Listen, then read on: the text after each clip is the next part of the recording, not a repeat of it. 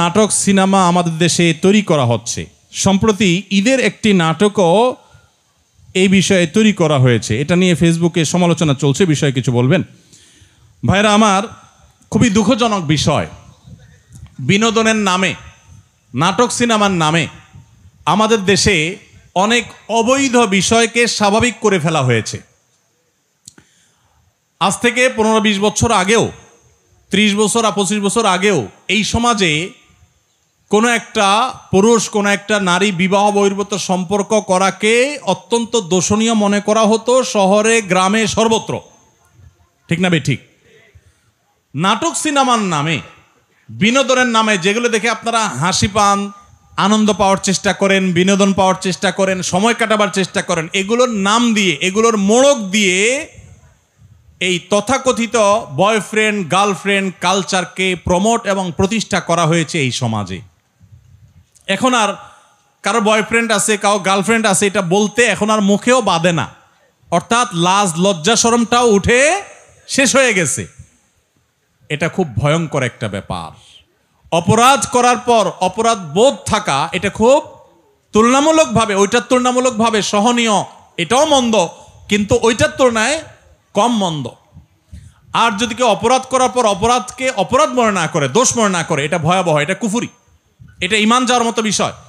আমাদের সমাজে এই তথাকথিত নাটক সিনেমার নাম দিয়ে পশ্চিমারা সেই জায়গাগুলোতে কোটি কোটি টাকা ইনভেস্ট করে তথাকথিত আর্টিস্ট এবং শিল্পীদের কিনে নিয়ে তাদের দিয়ে বয়ফ্রেন্ড গার্লফ্রেন্ড কালচার প্রতিষ্ঠা করে জেনাকে সমাজে এস্টাবলিশড ইতিমধ্যে তারা করে ফেলেছে।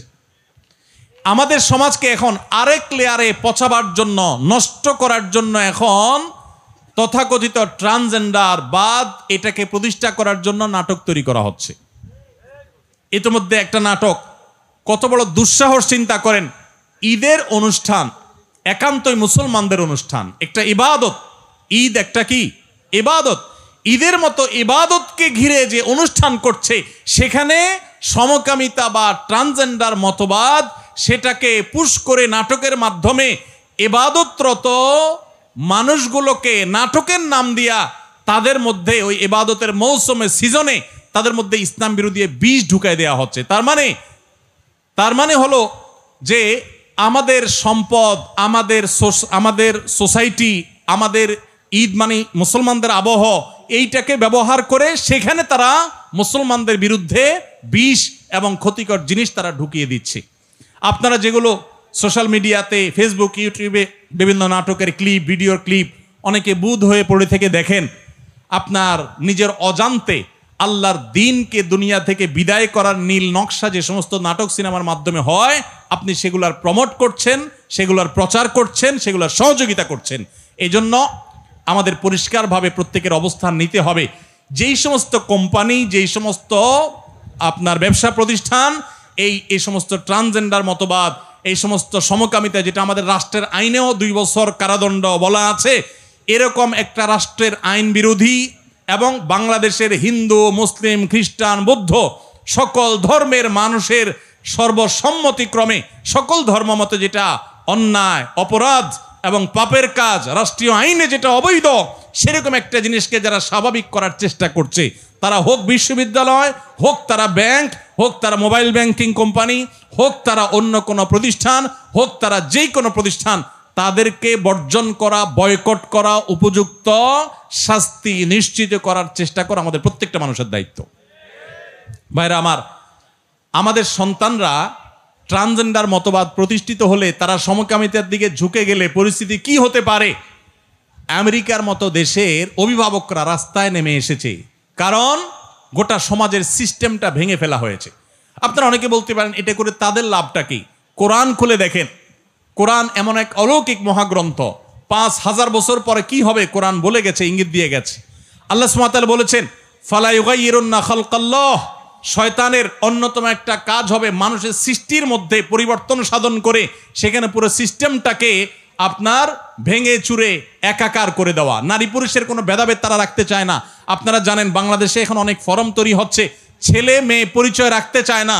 শুরুতে শুরু হয়েছে ছেলে মেয়ে, আবার ট্রান্সজেন্ডার, একটা হলো তৃতীয় লিঙ্গ যেটাকে বলেন আপনারা, অর্থাৎ হিজড়া, সেটা তো একটা জিনিস, সৃষ্টিগত ব্যাপার, ওইটার ব্যাপারে তো কোনো ভিন্নমত নাই। তারা তো আল্লাহ সৃষ্টি, ওইরকমই তারা থাকবে, অথবা তাদের ট্রিটমেন্ট করে একটা পর্যায়ে তাদেরকে আনা যাবে, তাদের অধিকার সুসংরক্ষিত সাংবিধানিকভাবেও ধর্মীয়ভাবেও।